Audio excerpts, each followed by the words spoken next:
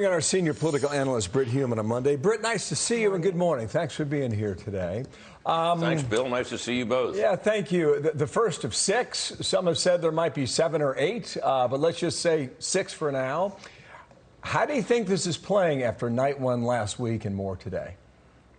Well, it's a little hard to tell, Bill. This one last week was absolutely extraordinary because the normal way in which you conduct a hearing, whether in court or in the halls of Congress, is that you have members of both sides of different viewpoints, and the witnesses are put on to do their testimony, and then their testimony is challenged by cross-examination.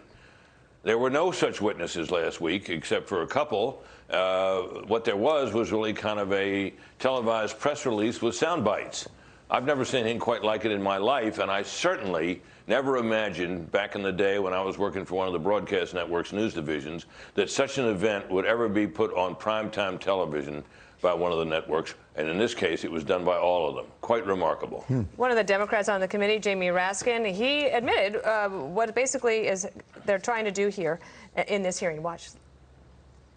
Our entire investigation is a referral of crimes both to the Department of Justice and to the American people. I'm going to try to observe that. Attorney General Garland is my constituent, and I don't browbeat my constituents. I think that he knows, his staff knows, the U.S. attorneys know what's at stake here.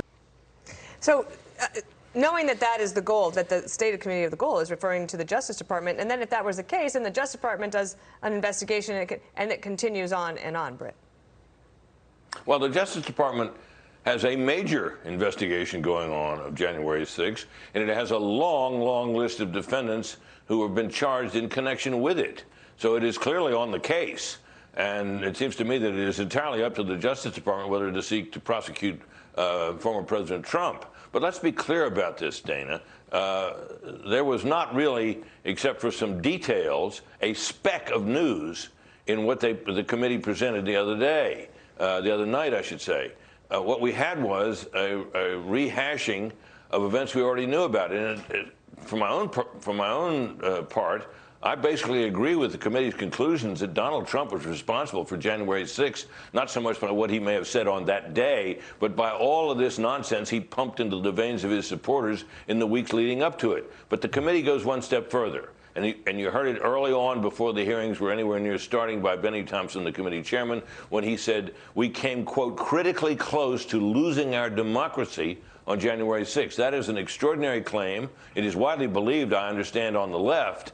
But I don't think the committee advanced it very effectively, and it certainly did not allow for that viewpoint to be challenged, as is normally the case in any hearing, either judicial hearing or a legislative hearing. Your first point is well taken. You had 20 million viewers last week across all the networks, which isn't nothing, but an NBA game had 11.5 million viewers.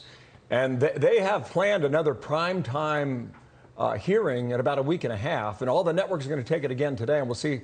We're going to watch the ratings and the viewership throughout this because, you know, the committee members are doing the same thing. That stated, you've got this issue directed at Amy Coney Barrett and Brett Kavanaugh. That's real. And the Wall Street Journal writes about it this way: the assault on the Supreme Court, the justices are especially vulnerable to acts of political violence in these fanatical times. Then you look at the amount of attention the big networks gave the issue over the weekend on Sunday. The answer is 0. 0 minutes given to the question as to whether or not people like Kavanaugh and his family will be given protection. What's that tell you, Britt? Well, it tells me this, that the broadcast networks have placed themselves, by the way they cover things, at the service of one party, the Democratic Party. In the hearing the other night, so-called, there were 2 Republicans, both of them handpicked by Democratic Speaker Nancy Pelosi. In the meantime, we have what appear to be we have one obviously very real threat against Brett Kavanaugh, and the possibility of further threats against Amy Coney Barrett and perhaps others. This is a big deal, or should be. The fact that it merits so little coverage should tell people all they need to know about what kind of news divisions and what kind of attitude these networks have. It's really distressing to me as somebody who worked for many years for one of those broadcast networks' news divisions. Brit Hume, thank you so much. It's wonderful to have you on our program. You bet, Dana. Thank you.